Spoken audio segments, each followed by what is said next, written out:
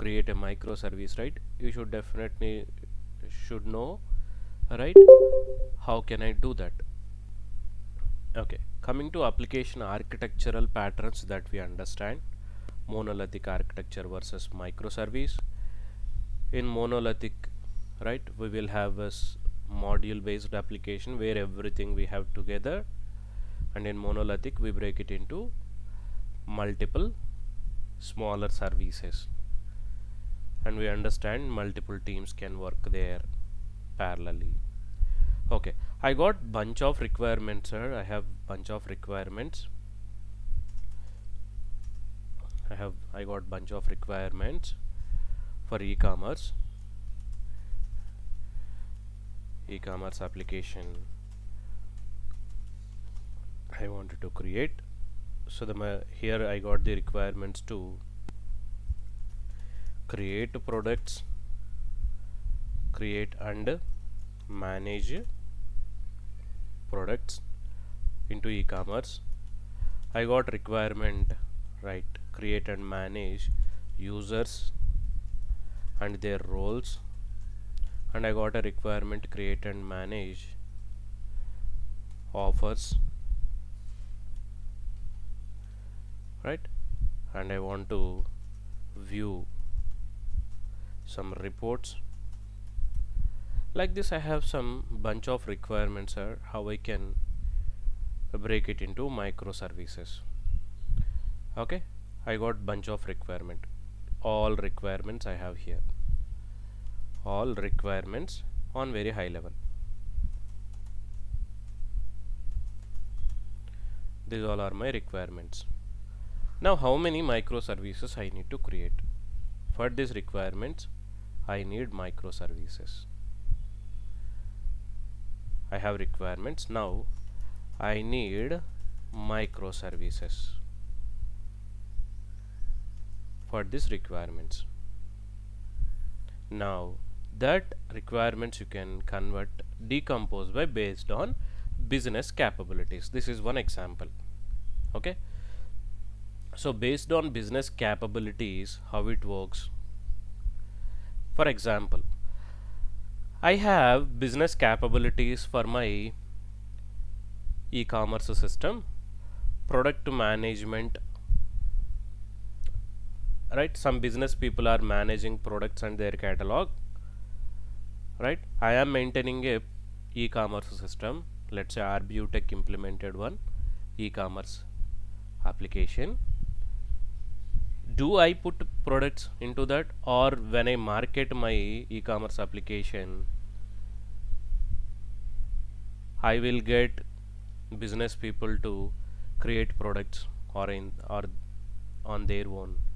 I will definitely give permissions to business to add their products and sell through my online portal. Okay, so like Amazon is having so many vendors, they will add products into that and they will sell it. So I need a product catalog management there, people should able to add their products, manage their products and prices, everything. So that is a different business to me first.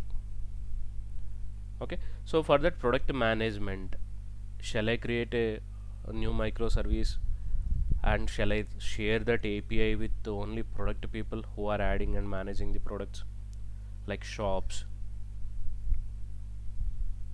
They will add their products and they can sell. And the inventory management, where a manager, when they have group of, let's say I am a vendor in a e-commerce, I have lot of warehouses across multiple cities. I want to check my inventory, how many products are added from various locations, what are the quantity of that products, how many products are available to sell, is there any quantity problems, or how your warehouses are having the products and all. If you want to know, you need a inventory management. For that inventory management, if I have a new microservice altogether, just it's a thought process. Okay, order management, to place the orders. Customers usually come to the search window, there they will search for a product and they will place the order. So for customers, a separate order management is required. Once order is placed, delivery people will get the product and they will shift to actual location to the customer. So when you see, there are different business areas. Product people will manage products and inventory, whereas customer will deal with orders. Customer will place the order, so based on the order, delivery people will deliver it. So if you see, there are four different set of business capabilities. For each capability you can create a microservice. What they are saying, when you have multiple business capabilities, you can create a microservice for them. So here I have requirement create and manage the products. I can have a one brand new microservice, and to create users and to manage their roles and all, I can have one brand new microservice. And to provide offers to the products which are in heavy stock, not moving since long, maybe through offers I can sell them. So to manage offers and all, I need a offers microservice. To generate reports, lot of analysis tools I will use to generate the reports, so maybe I can have a separate microservice. When I have different business capabilities, for each capability I can create a microservice. Now for products I can have one microservice here. To create and manage, I can have one products microservice. Products microservice. So there I'll create and manage products information. And one more thumb rule is, for every microservice, you will be having one brand new database. You will be having one brand new database. So you will be have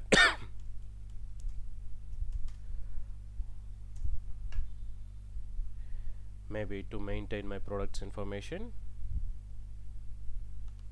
I wanted to use a database. You can have various types of databases. Same database you need not to maintain based on your use case, right? You may have different set of databases based on your data structure. So for products, I have one database. There I am storing my products information. Now to manage users and their roles, user management system I want. So you can create one user management system. User management microservice.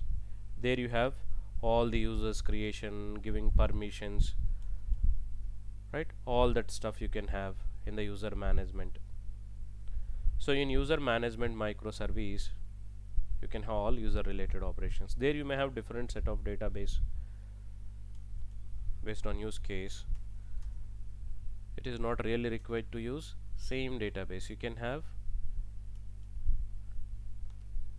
different set of databases or same database with a different instance. Okay,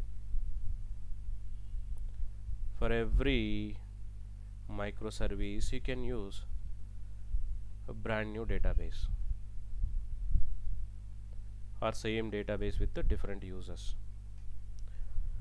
And to create and manage offers, I need a offers microservice. You can create, it's a different business capability again.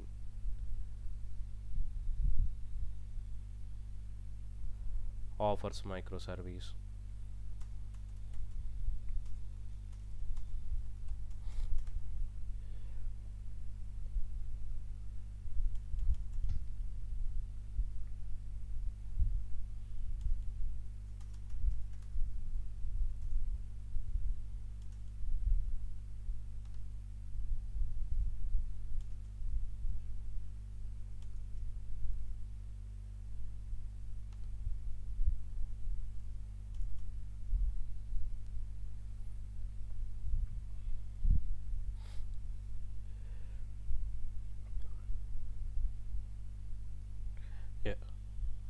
I can use a different database here for offers microservice, and to generate reports and all.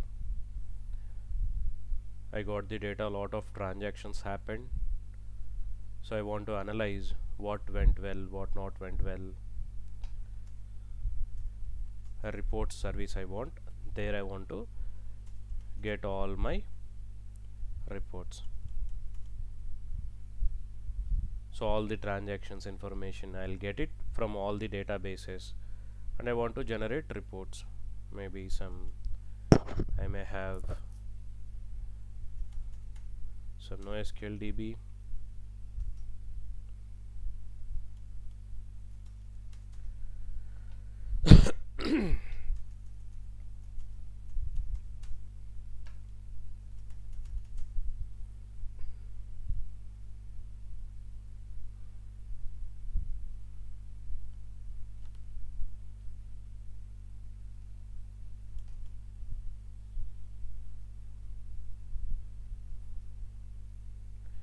So in this DB I have all the information, all the transactions information, maybe which is there in all these databases via MQs, via MQs like Kafka,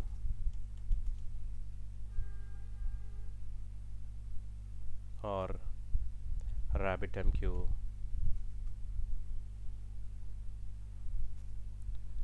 I'm syncing all this data, all this databases information which is required. I'm populating into MQs and writing into reports database to generate the reports.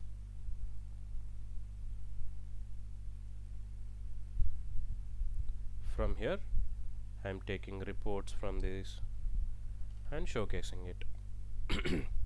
Okay, so for each business capability you can create a brand new microservice with a new database, right?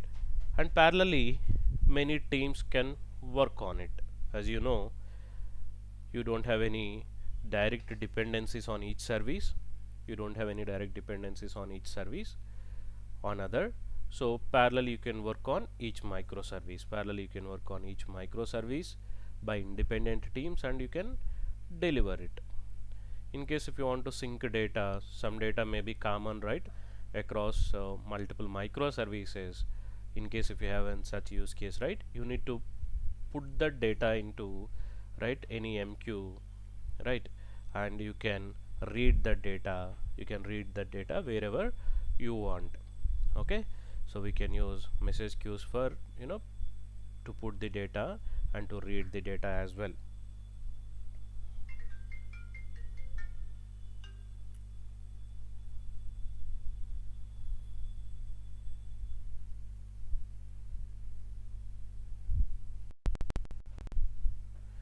So based on each business capability you can create a new brand new microservice. Okay, so based on business capability, so we created all of them, right? Based on business capability we created this microservice. Based on business capability we created them. What else options you have? Based on business capability we created them. Decompose by subdomains. Decompose by subdomains.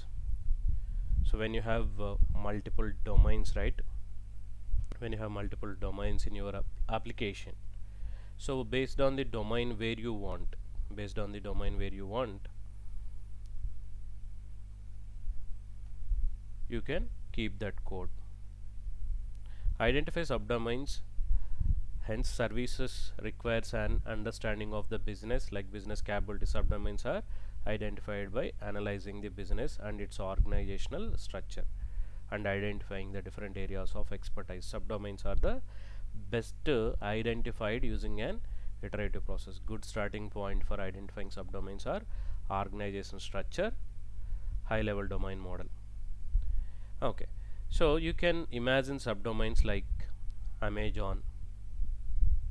Okay, so amazon.in or .com, when you go, this is for the customer. Okay, so this is the main domain that they are using for customer. What about other others they are using different subdomains. Delivery Amazon, if you see,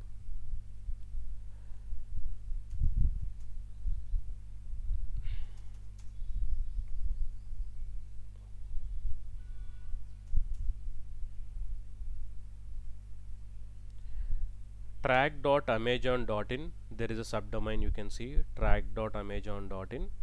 So to track the product, so for tracking purpose, using tracking ID, they created one microservice. So for customer they have one microservice. Imagine they have one microservice for customer, and they have for tracking purpose they use track.amazon.in, a subdomain they have altogether. And for delivery,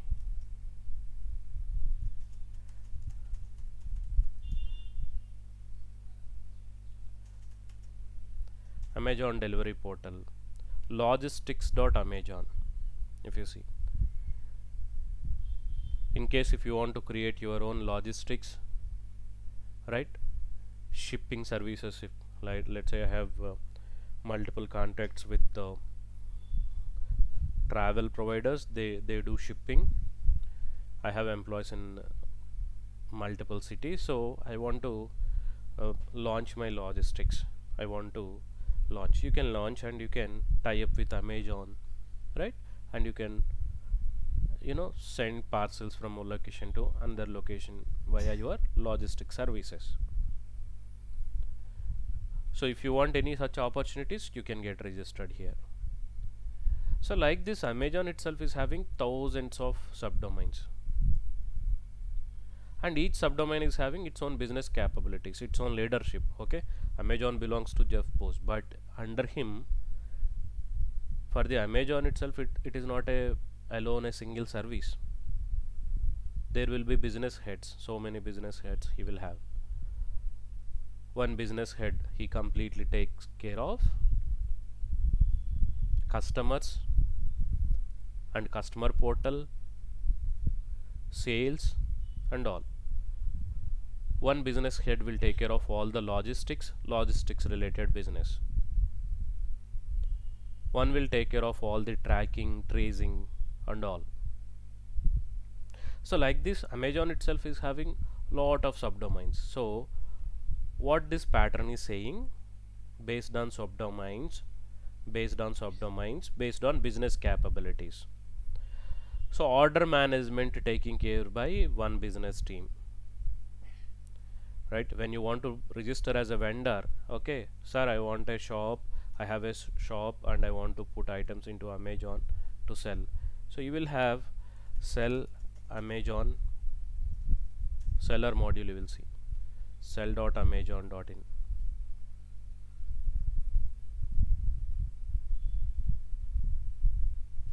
See, one more subdomain, sell.amazon. Here you can become a partner as a seller, you can start sell your products. So for seller they have one different module, one different subdomain.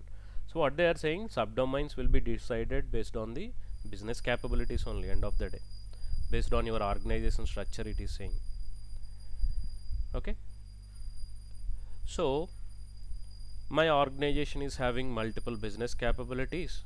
Okay, let's say again e-commerce, Amazon as a simple example, it is having multiple business capabilities. Sales, one leadership is taking care of sales, one leadership is taking care of delivery,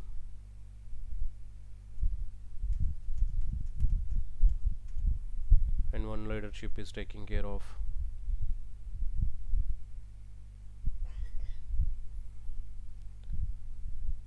customers,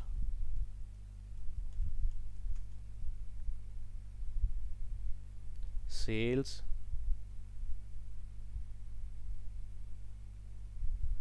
orders. One system is taking care of orders. Definitely they will have multiple business streams. When they started as a small, maybe one guy or the group of people might be managed. Now when it became big throughout the world, when it is pan across all the countries, definitely they will have so many different teams, different leaderships they might have. So they will take care of that business, others may not involve into that area. If orders team, orders business capabilities, or orders leaderships, right, one guy you know managing all these orders things, so he will manage all the order related systems. Whoever is managing customers, he will take care of all the customer services. Whoever is taking care of delivery, he will manage all the delivery systems. Whoever providing sales service, he will manage all the systems. So every system will have its own subdomain. Okay, they may not have other domains, right? One single domain can have any number of subdomains. So end of the day, all they fall into one business, Amazon. So all will fall into Amazon. In India, they have Amazon.in for Indian registered Amazon. So under that, all these sub businesses are falling in. So they are creating different subdomains here. For sales, they can have sales.amazon, sell.amazon.in.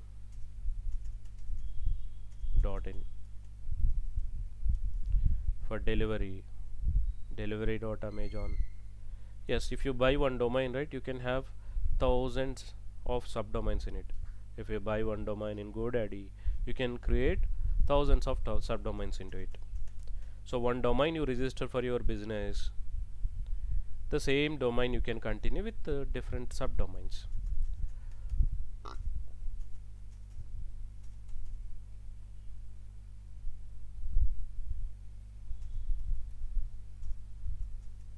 And those subdomains are managed by different teams.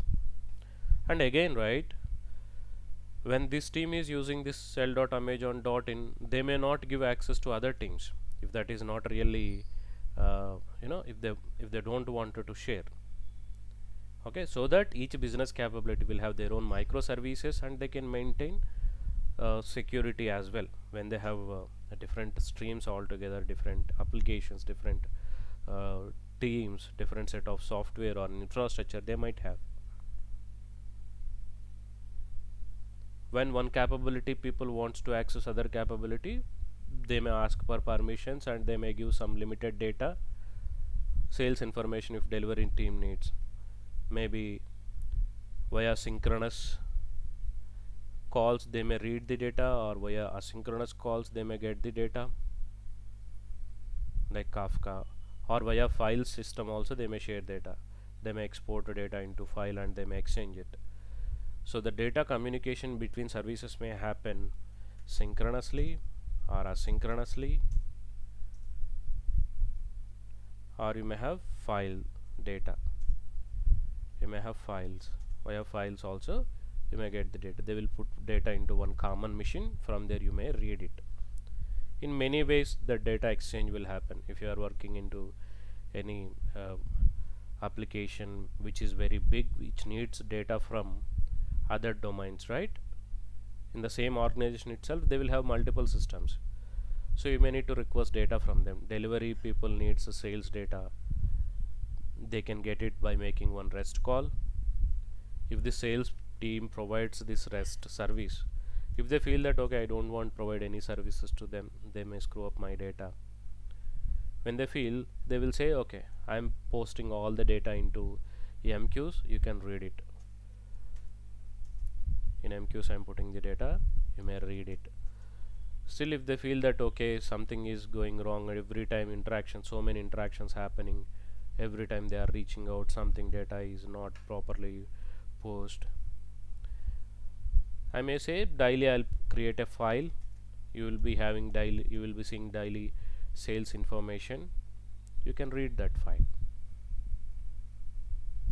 Right, between teams also there should be very less collaboration. In such a way we need to design the system. As an architect, right, you should decide. As you know the concept of REST, you should not ask salespeople provide a REST service to the delivery people. They may not. He will say my business, you know, it's my business, I may not share it, I don't want to share it. Find any alternative where the less interaction between my team and delivery team people, may need to be happen, right? Maybe via file system they may share data, maybe some, right, we may use some tools like reading file data from one machine to another machine and to sync data into that. Lot of things will happen, okay, uh, domain to domain when they want to exchange the information. So based on the domain capabilities also you can decide microservices. That is what it is saying. Okay, based on business capabilities or based on subdomain.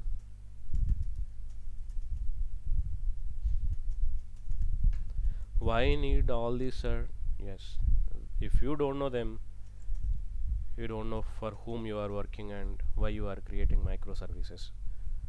Okay, so you should clearly understand all these patterns so that you can decide where exactly this microservice I need to create, based on what I need to create microservices.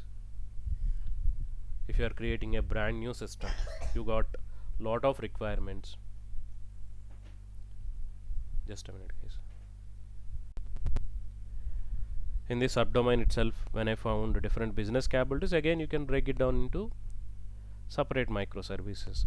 As much as smaller service if you can create, that much easily you can manage it.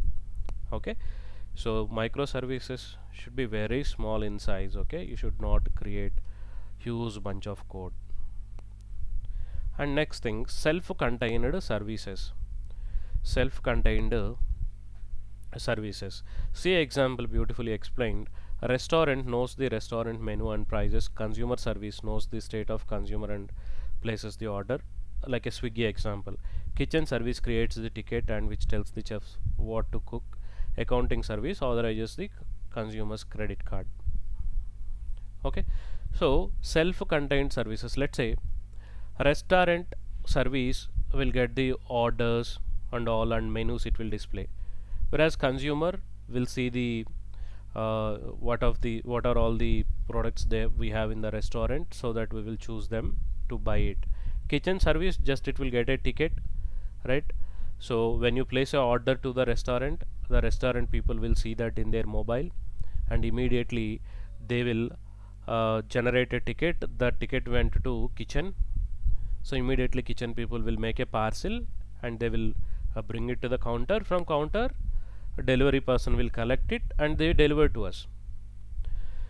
So here when you feel that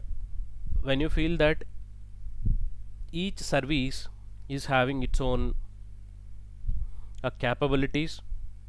Okay, so food delivery application, when we take online food delivery application, a client of application creates an order by making http request and expects a response, say within 60 milliseconds. Because the applications uses the microservices architecture, the responsibilities that implemented order creations are scattered across multiple services.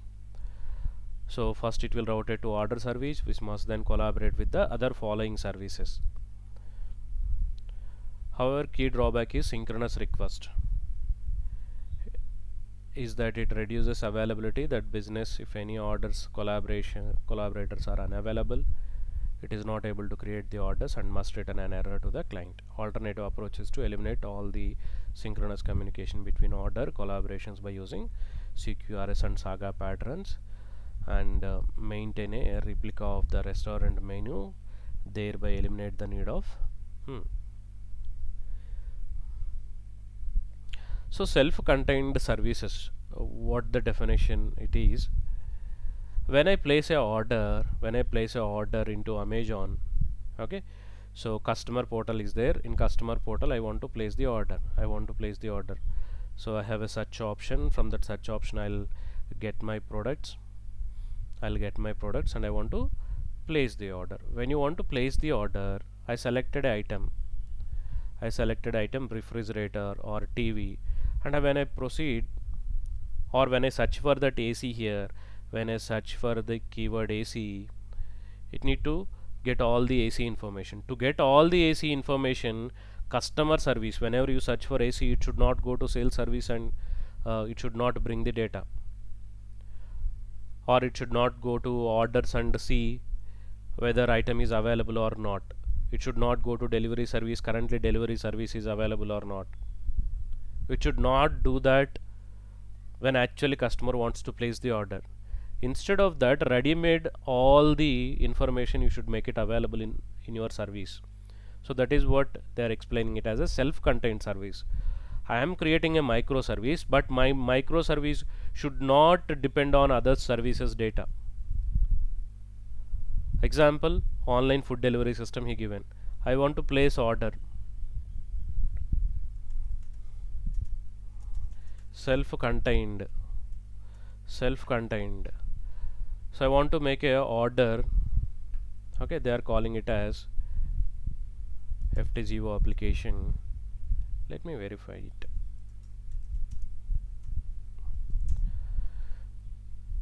Food to go.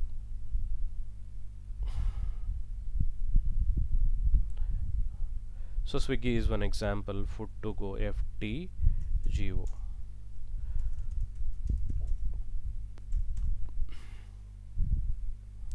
So Swiggy, if I take an example, when a customer place the order, when customer wants to place the order, he wants to see the menu first. So he will search for an item. He will search for item biryani, and he will find a lot of restaurants and their menus. So first thing, when I started searching biryani, it need to display all the available restaurants and menu. That is the first capability. That is the first thing my service is required. So to show the list of menus and available food from each restaurant, I need microservice. So you create one service. Okay, menu microservice.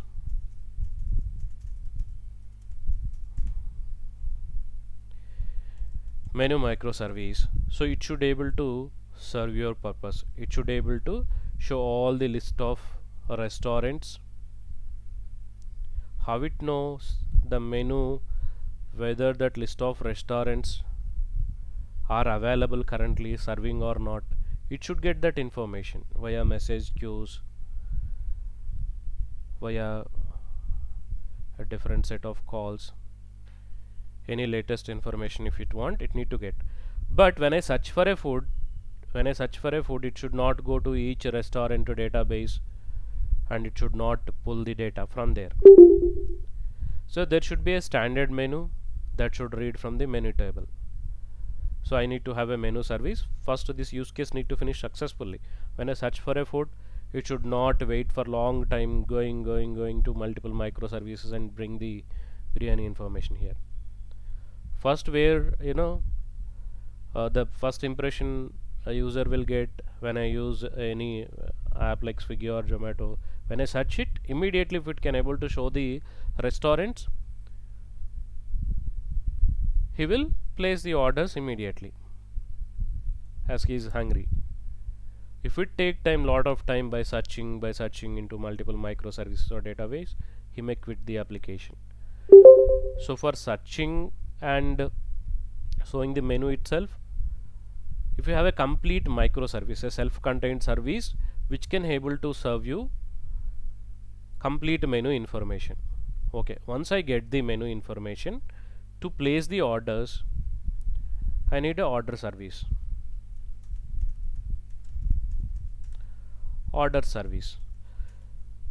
So I picked the item from biryanis. I picked the item from so and so restaurant. Chicken biryani.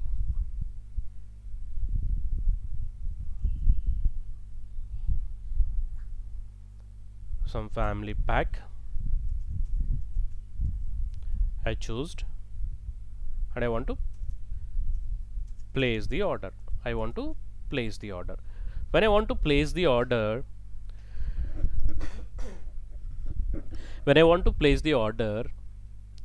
so it should go to order service and it should place the order immediately. It should not wait to the kitchen service to accept the order. Order service immediately should accept. Let's say in kitchen chef is not there for a minute. If he is not accepting the order, Will this user wait? Backend you will have multiple microservices, as we discussed, based on business capabilities. Kitchen service need to prepare a kitchen, food. They also should know synchronously, right, what order we placed. They need to prepare the food in kitchen. Obviously we'll have a chef. He will check the orders and he will prepare them. So chef will have his own window. From there he will see what orders placed and he will prepare the food and deliver it. But your order service need not to wait for the kitchen service. In kitchen, if chef may available, may not available, he may accept or he may not accept. Okay, we don't care, we should accept the order, otherwise we will lose the business.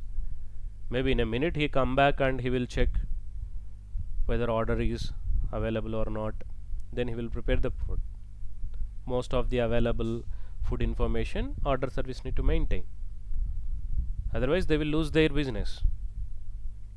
Okay, so waiting for the chef is really required? No, that is what they are saying. Order service should have all the latest kitchen information.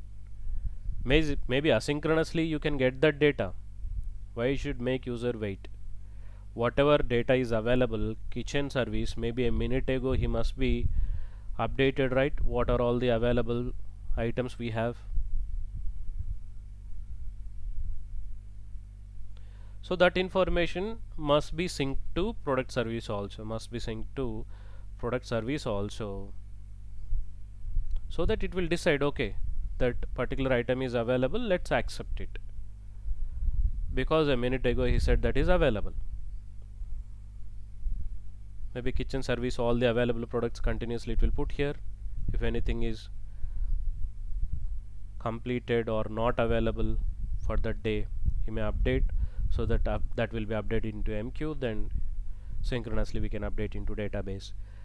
But to place the order, customer will not wait, so order service need to take and accept the order without interacting with other services.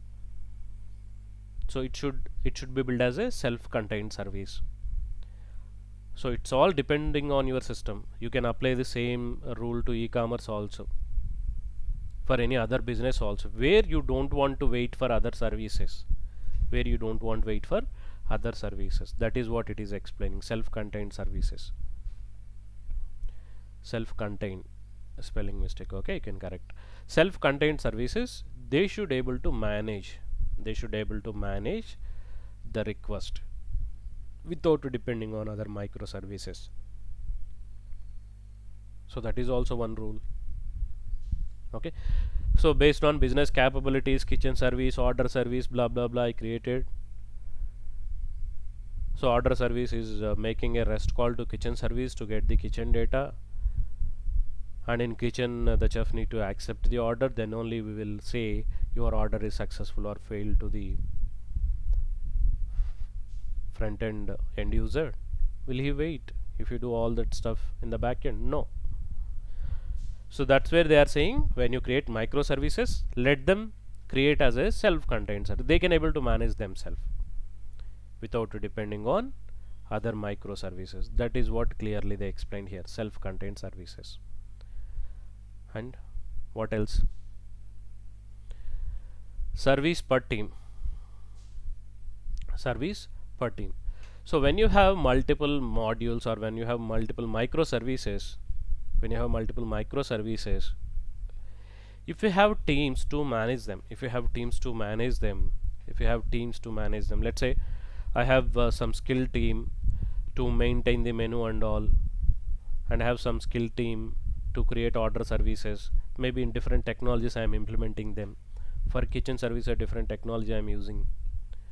Okay, in the first discussion, as I said, right, it is more useful for vendors also. I need not to use same technology here. Maybe by using Java, I implemented, Java team is working on it. For order service, maybe I used a different technology. For order service, I may used here Node. Here for kitchen service, I may use some .NET functionality. You may have different technologies. people can work parallel. Here one team can work, different team can work here, and a different other teams can work here. So when you have multiple teams, based on team also you can divide the, based on team also you can divide it again, right, based on business capabilities. Okay, so one team they are good in order service. I hired few people who are worked in node, previously they have experience for order services. Okay, assign them order service microservice so that they will work efficiently. I have few people who created desktop applications and the such stuff in .NET. I'll assign them to kitchen service where I need desktop access and all. Okay, assign them. So I have Java people where they will create all the menus information, beautification of loading data into front end and all. I want to using Java team. Yes, you can deploy them. So self-contained teams, you can follow all together. Okay, you need to follow business capabilities, self-contained teams, self-contained services, and based on subdomain also. All together when you implement, right, you will get a best microservice. You'll be getting a best microservice. Okay, such a way you can decompose your requirements. Decomposition means when you have a bunch of requirements for your business, when you want to create a microservice, how you can decide? You should follow all this. You should follow all this so that you can create a best microservice. You can create a best microservice. Okay, yeah.